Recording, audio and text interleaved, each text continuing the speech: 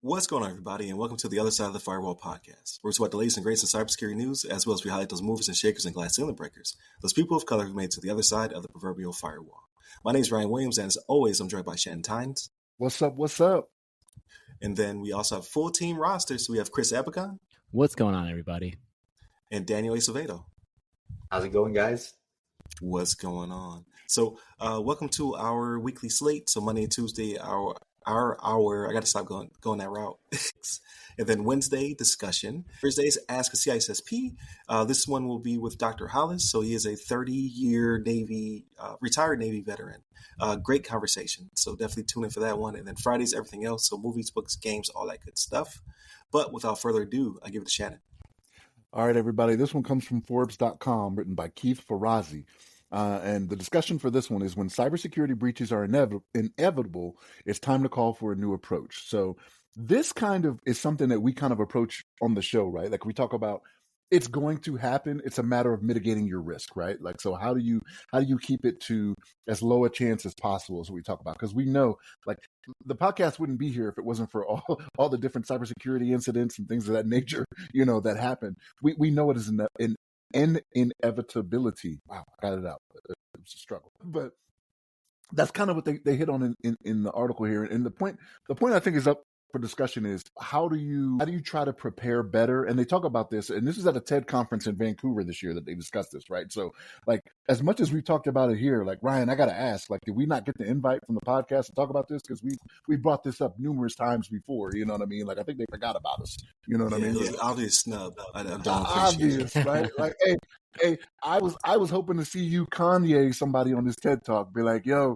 the other side of the FW Just is the walk best up. podcast on the best podcast on this in the world, and then shrug and just walk off. Like that's what I was hoping to see. But no, like the point of discussion here is they talk about different things, right? Like so it's cyber resilience is kind of what they're talking about, and how to be resilient in this ever-changing world. And they talk about the different technologies, as we have as well, that are making it a lot harder to combat the different things that are out there, right? So they're talking about AI, which we talked about last week. We talked about me being a fuddy-duddy and not wanting it to come as soon as soon as it is. Quantum computing, how I think it'll be here sooner than what we think. And we're just trying to get ahead of these things, right? So like a lot of cybersecurity in this day and age is being more reactive than proactive, right? And that's what they're trying to address is how do you be proactive to this, which is very much a need, right? So they actually talk in the article, they talk about the 4 different, I don't want to call them pillars, but I'm trying to trying to relay it exactly as they said it, but they talked about different things to look out for, right? And it was planning, practice, proactive detection, right, and partnerships. And what's a little weird about this is the partnerships one. I thought they would concentrate more on like outside partnerships, which I understand, right? But they kind of reference in here is the partnerships between like the board and the different departments, that deal with cybersecurity and IT, which I thought was a little odd, right? Like we know that sometimes they don't listen, but I didn't think that was something that needed to be stressed. I figured that was something that was automatically taken as a given. Yes, like on the board, you have to have that relationship. Go ahead, Daniel.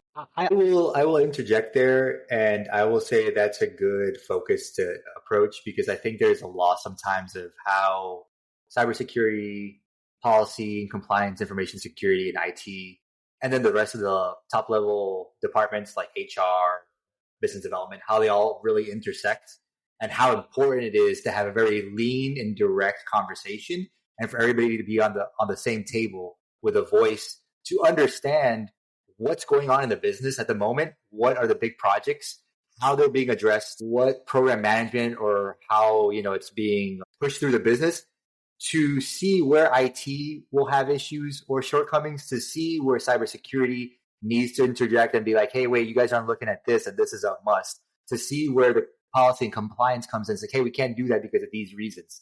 Those conversations in most business don't even happen sometimes. Whereas then products come out and then you have all these issues on the back end. I've seen it, and not like airing dirty laundry. I haven't seen it in the sense that, hey, things were bad, but I've experienced it where it was like, hey, oh, we didn't realize you guys needed this, or this was a part of something that you were involved. And then we fixed the processes and we had those meetings, or we were invited to the meetings afterwards. But it happens. It happens in all businesses of all walks of life. So I agree with what they're saying there. This is where this podcast is great because of our different experiences, right? So because I've spent so much time in DoD, that has not been my experience, right? Like, you have to come through me, or us, I should say, right? I shouldn't say me. You have to come through us if you're gonna bring out something new. You're gonna bring a new program in, new system, new network, whatever. We have to be seen. It's not gonna happen without us. You're not even gonna get it in the door without it being looked at, right? This is where we shine, right? Like, having those differences in how we do work, and that's great, right? Like, so for me, I was like, man, that just seems standard to me, right? Because of my experience. You've seen it different, right? And I want to interject there too. That is exactly why hiring veterans is so awesome. Just saying, hey, for all those 700,000 jobs, hire some vets that have experience in a mature organization that has all these processes in place. Because a lot of the times it's not just an email to your finance person to buy a product. You got to go through an approval process to get something implemented. You got to make sure you have to have as for a logistics team to document things for records, right? You need that kind of thing. So yeah, go ahead. Sorry to interject again. No, it's good. Like, this is good. This is great. Like, this is what this is. This is the discussion, right? This is what we talk about. Bring up a point, bring it up. This is what makes it so great. But no, like, the different experiences, like, this is, again, I was unaware that that's how it's going out there, from Daniel's experience, you know what I mean? Possibly Ryan's experience. Now, Chris, you're the Wild West out here. It's the Wild West out here, Shannon. Wild West. I'm just like, I don't see that. But it's so the fact that they are putting that in partnerships and saying, yes, it does need to be discussed, that's a good thing, because they see it as well, right? They see it as a problem with it not being addressed. But no, this is a good way to do things, right? And this was, like, the talk itself was with CHROs, Chief Human Resource Officers, and CIOs, right? So those are the people you need, right? Like, that's your C-suite. Those are the ones that need to be educated to this, to be like, hey, this is what's going on below the ivory tower, right? This is what you're saying no to based off just an email and not actually talking with somebody, right? These are things that need to be addressed. Like, it's just, I don't know. I think it was good that they had this TED Talk is what they call it, right? They still do TED Talks. I don't hear about them as much as I used to, but yeah, I mean, it's very much needed. But yeah, those four things are what they're talking about on, the planning, the practice, all that. And the practice was one that I was like, yes, you got to do that as well, because again, from the DoD perspective, right? Like, we have to practice different drills, every so often. Like, we get inspected on that stuff. Like, can you prove that you actually did this? And it could be minor, right? Like, it could just be a tabletop even, right? Because there's some stuff you just don't want to do. You don't want to throw a virus onto your network, right? Like, that's not really what you want to do. But, like, this is the steps that would happen if we did this. Even the tabletop it and talk about it so that nobody is left in the dark on what needs to happen. But Chris, what's your thoughts on this, man? So what's cool about this article is that the first thing I thought when he talked about the four P's: planning, practice, detection, and partnerships. The first thing that came to mind, just based on the job that I do, is a framework, specifically NIST cybersecurity framework, right? So if you take into account the domains within NIST cybersecurity framework version 2.0, right? You've got identify, protect, detect, respond, and recover. And then the addition to that, and this is where I'm alluding to with what Daniel was just saying, governance, right? So the governance layer with the partnerships and really having that, top-down approach to cybersecurity rather than bottom-up, where it's like, it's not, hey, C-suite, we need cybersecurity, right? It's actually coming from the top, where the top is aware of everything, or at least at a high level. They've got visibility of the cybersecurity landscape within their organizations. So I think the big one here was, like Shan was saying, testing, because you're right. Like, not a lot of companies think about the after the fact. We just got breached. Crap. How do we recover? And recover is actually part of NIST cybersecurity framework, where you talk about an incident recovery plan and how to execute it, how to communicate it, and really how to bounce back, as the article says. And then really is like kind of alluding back to CSF, they've got to respond as well, right? How do you analyze the incident? How do we report it, and then how do we manage it, and how do we mitigate it? So really, really cool article. I like how they bring in and they explain a lot of like the way that they structured the way that the gentleman wrote the article. It's very structured, like for most organizations, right? That don't speak the NIST language, like that me, Ryan, you guys speak, right? We speak policy, we speak governance, right? Our military experience, we speak on doctrine, right? We have orders to do something, and we're just programmed that way, right? But on the other side of the house, on the other side of the firewall, it's not like that, right? It's about it's about profits. It's about, hey, how can we engage with our customers? How can we have better interactions with our customers? How can we make money? Right? It's not something that governments they have fixed budgets, right? And an additional fact too is I want to talk about reputational damage. How do we recover reputationally from such a thing?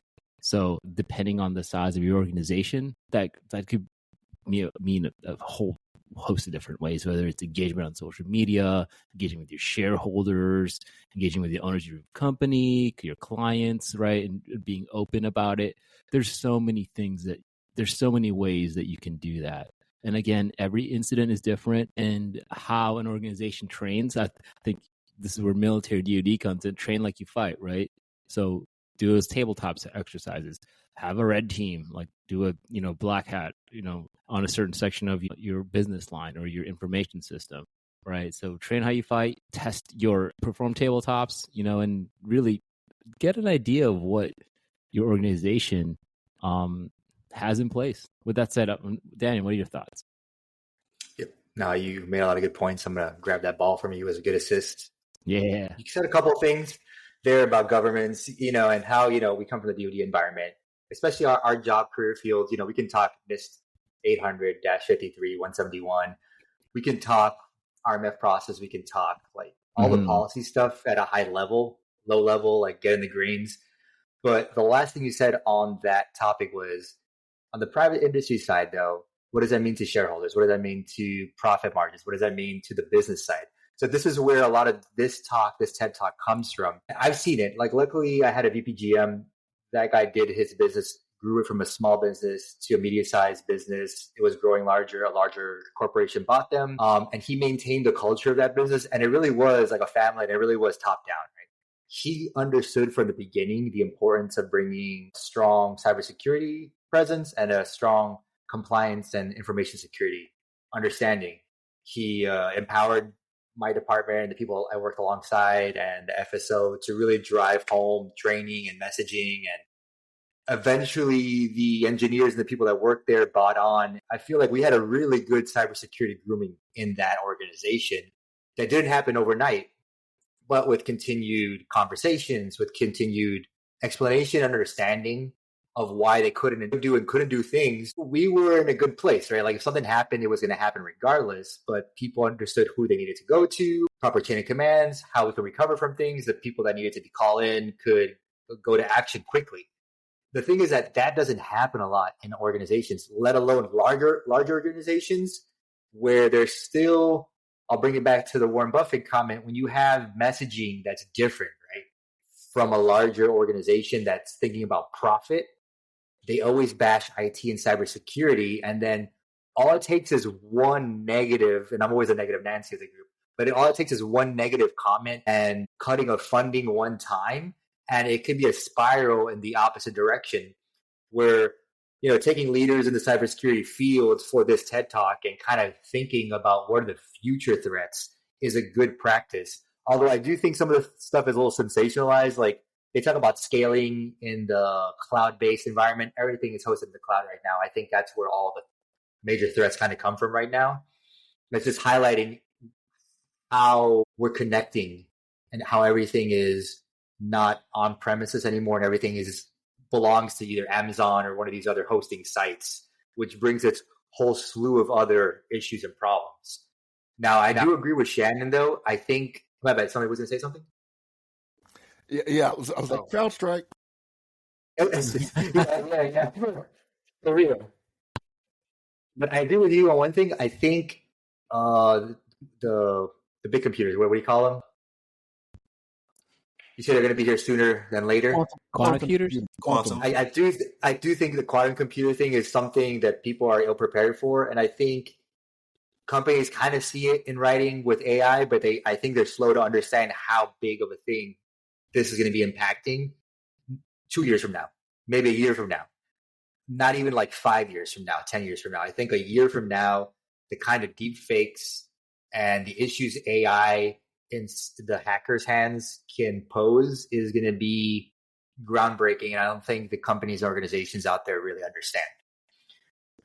So couple things. No, go ahead. You still going. Keep going.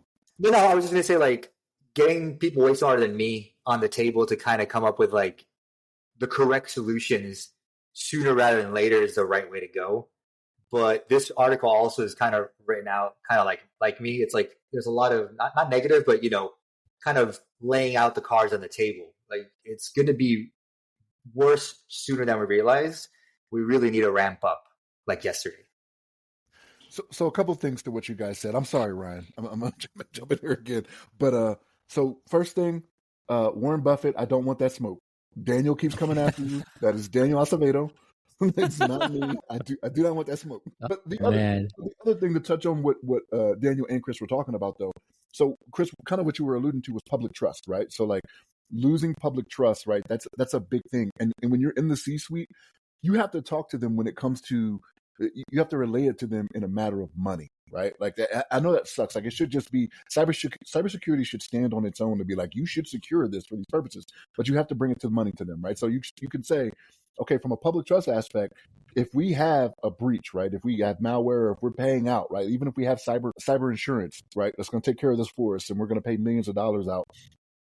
The news that it happens in this day and age is going to spread so fast. It's going to be known so quick that when it comes to your shareholders that the C-suite is beholden to, right? Let's be honest here, right? Because that's what they're trying to do, right? People are going to invest in that company thinking they're going to get some dividends back to come to them based on how well you're managing the company. If that starts to fail, you're going to lose that, right? You're going to lose your job.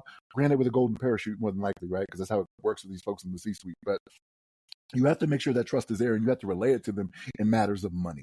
Like, this is the money you can lose if we don't do this. If you cut this department, or if you don't invest in this department, even if you're going to outsource it to somebody that can actually handle it for you, right? You got to make that happen, and that's how you got to relay it to them. No, absolutely. So, because I don't want to belabor the point, but I do have two things, if not three, right? That I'm trying to balance in my head, because you guys brought up such great points. So before I do that, please like, share, subscribe, all that good stuff. If you want to advertise, please hit me up, the other side, fw@gmail.com. But back to the point. So I think it's kind of twofold. So yes, we do have to make sure that we have proper defenses, their defense, all that good stuff. But it's a tough conversation to have with those people who are within power, is that, hey, this is inevitable, and we kind of have to have that discussion, right? It's uncomfortable. Like, the reason that we do these tabletops or these exercises and things of that nature is because one day this will happen. When I had the conversation with Miguel Clark, friend of the show, right? Miguel Clark is a GRC evangelist for armor defense. So please check out his episode of the Ask a CISSP if you have not already. But in it, he talks about from his background, right? So he's a retired FBI special agent supervisor who was on the cyber side of the house, and now he's in the private sector.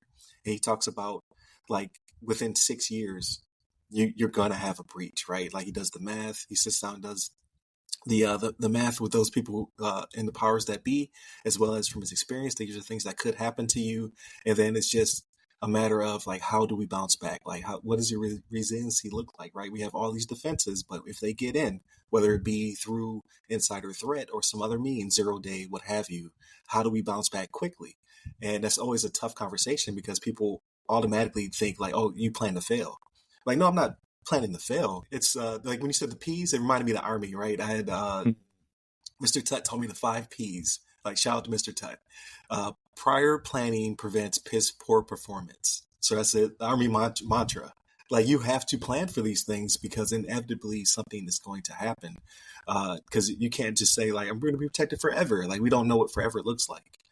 So, like, yeah, check out that discussion with Miguel Clark. It was really good. But then I wonder, right, to your point, I wonder if it's just like a cyber or like people in our realm or what we work in, kind of that kind of thought process. Because my old CISO, shout out to him, Ernie Magniotti, he gave a talk at my job for insider threat or like, just cyber awareness to the people at my job.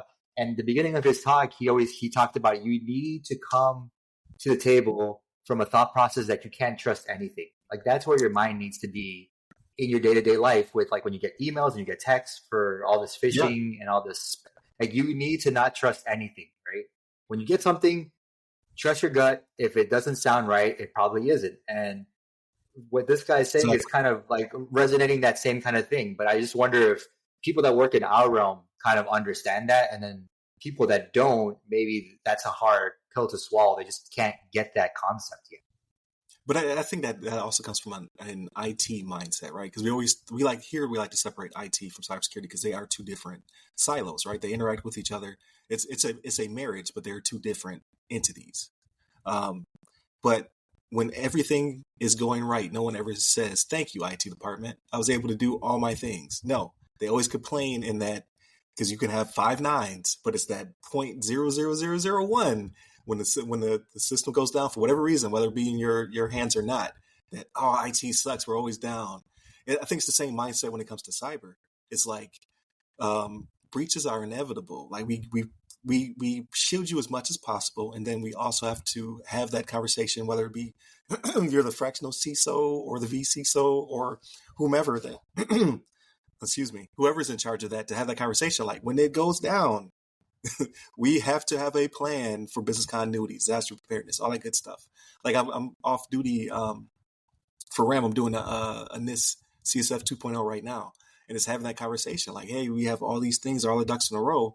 Like, let's schedule some time to do a tabletop. Let's schedule some time to do some red teaming.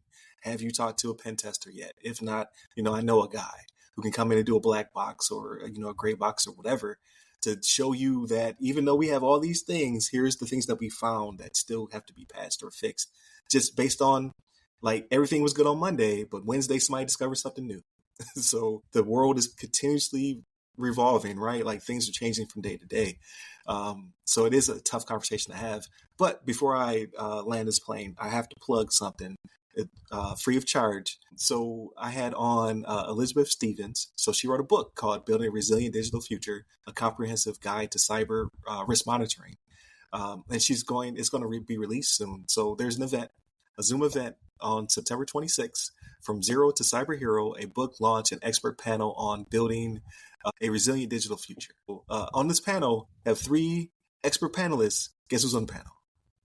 Your boy's on the panel, so definitely tune in September 26th. I'll put a link in the description, as well as I've already advertised it on LinkedIn. But say the date, September 26th, 2024 at 7 p.m. Eastern Standard, so 19 days from now. And I have a little piece in the book. I got my first little writing piece, right? Like it's very short and sweet. But I talk about the NIST CSF and all that good stuff, right? That's my bread and butter. Like I love that thing.